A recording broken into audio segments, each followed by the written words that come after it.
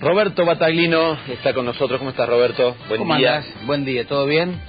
Sí, muy bien, afortunadamente. Es viernes. Es viernes. La cena de anoche, extraordinaria. La verdad que daba gusto arrancar el año. Da gusto arrancar el año, sí. Porque en lugar de un restaurante donde solemos ir, esta vez fue en un quincho. Muy buen lugar, en la zona norte de la ciudad. Muy bien atendidos en todo sentido. Y ¿En todo sentido? La bebida, la comida, el nivel de la charla. Así que, si te parece, ahí mientras el parrillero iba trayendo algunos datos. Viene movido enero en cuanto a información política, ¿no? Si querés, le sacamos a las servilletas y vamos viendo lo que lográbamos anotar. Mientras ahí había algunas cositas para picar, un poquito de lengua a la vinagreta y algunas otras cosas. Y antes de que llegara el primer plato, el tema de... Con la vinagreta, un poquito de ensalada rusa, viste toné, una mayonesita de ave. No, esta vez es un aperitivo con un poquito de lengua a la vinagreta, nada más. En todos lados, la conversación obligada, lo decíamos, era el tema de esta acción del gobierno de demoler la casa de gobierno, de alquilar, del doble alquiler y de todas estas idas y venidas. Pero lo que sorprendió ayer es que el gobierno ratifica que va a construir el Parque de las Tejas sin llamar a licitación y con un modus operandi que ya viene utilizando en otras obras, que son fundamentalmente las obras del centro de la ciudad, la ampliación de la calle Hipólito Yrigoyen, este tipo de obras que es que en lugar del gasto hacerlo el Estado, la erogación hacerlo el Estado, lo hace una entidad, una organización, una empresa privada, en este caso cámaras empresariales. Pero la plata la pone el Estado. Entonces, ¿cuáles son las razones por las que se hace esto? ¿Por qué en el caso del Parque de las Tejas se le da a la Cámara Desarrollista, a la Cámara de Turismo, a otras cámaras empresariales, se le da el dinero para que lo hagan ellos? Bueno, por dos razones. Estas cámaras no están obligadas a llamar a licitación. Se saltea un proceso que es clave en los gastos del Estado, que está destinado a darle más transparencia justamente a la forma en que los dineros públicos son gastados. Y el segundo tema es que no pasan por el Tribunal de Cuentas. No hay visación de esos gastos en el Tribunal de Cuentas. Entonces por ahí digo, se gasta de más.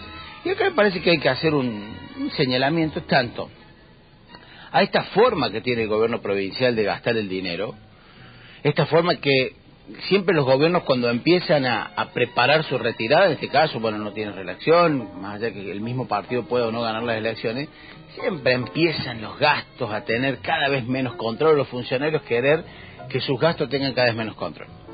Eso por un lado. Y por otro lado, las cámaras empresariales que le reclaman permanentemente al Estado. Reglas de juego claro, transparencia, que tener todo en orden. Cuando se prestan a este tipo de acciones, que claramente no es plata de ellos, están sirviendo de instrumento para que se cometa una acción de gasto de dinero sin control. Realmente lo sorprende. Lo subrayamos en la primera servilleta mientras llegaba el... ¿Es una polémica ya para la lengua de la vinagreta? Interesante. ¿Qué le quedó? Llegó un cochinillo al horno. ¿Cochinillo? ¿Qué sería? ¿Un lechón? Un cerdo chiquitito, no sé cuánto lo tenía, habré tenido 3 kilos, una cosita así. La verdad, pero el detalle es que llegó frío, digamos. Estaba muy bien dorado, el dorado era perfecto. Y estaba con un lindo condimento parecido a una salsita criolla, la verdad que una delicadeza. El segundo apunte que acá anotábamos era el listado de escuelas que el gobierno prometió arreglar y que en pleno verano no se están haciendo, lo ha reconocido el gremio y demás, no se están haciendo las obras. Que supuestamente enero y parte de febrero son los meses clave para que se hagan las obras. Menos para llegar a tiempo cuando empiezan las clases. Salvo que el gobierno considere que las escuelas están en tan mal estado que como la Casa de las Tejas hay que demolerlas y no sé, construir otra cosa ahí.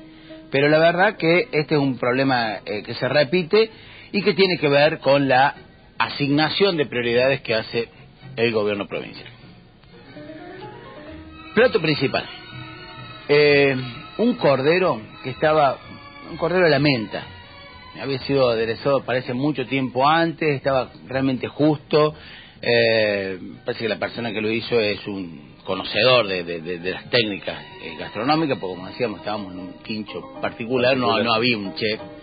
Pero esta persona, si no era chef, alguna vez se dedicó. ¿Cordero a la menta? ¿Qué era la menta? ¿La salsa o alguna técnica de cocción en...? No, seguramente había estado macerado y después le habían agregado...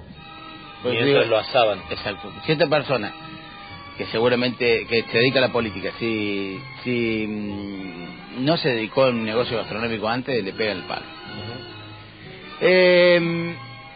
Hay un comercial apuntó ahí, dice que habría que chequearlo esto en la justicia, que aparentemente en los últimos días del año pasado Marcelo Falo pidió su quiebra, con lo cual, si es cierto, los acreedores van a tener severos problemas para cobrar, porque para cuando se declara la quiebra uno tiene que justificar cuál es la razón por la cual quiere quedar en las primeras listas del orden de mérito de cobro.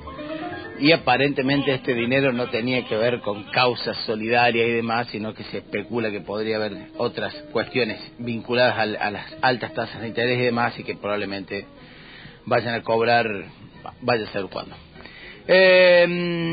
Apuntábamos también que el tema de la interna radical parece que, bueno, lo que va a quedar ahora, como si están definidas las candidaturas, más allá que siguen algunas postulaciones planteadas, pero quedarían definidas las postulaciones de Aguad, de Mestre, y ahora hay mucho tironeo por la lista de diputados nacionales. Ahí aparece el nombre de Negri, el de Miguel Nicolás, hay 2 o 3 nombres dando vuelta para esa lista. En el cierre, con un heladito y unas cerezas arriba... una casata. Una cosa parecida a una casata. Bueno, vamos a concederte eso. El Tribunal Superior de Justicia habilitó la feria para analizar el pedido que hizo Felpeto, del intendente Carlos Paz, para un nuevo mandato. Felpeto ya fue 2 veces anteintendente en distintos periodos, ahora lleva 2 mandatos.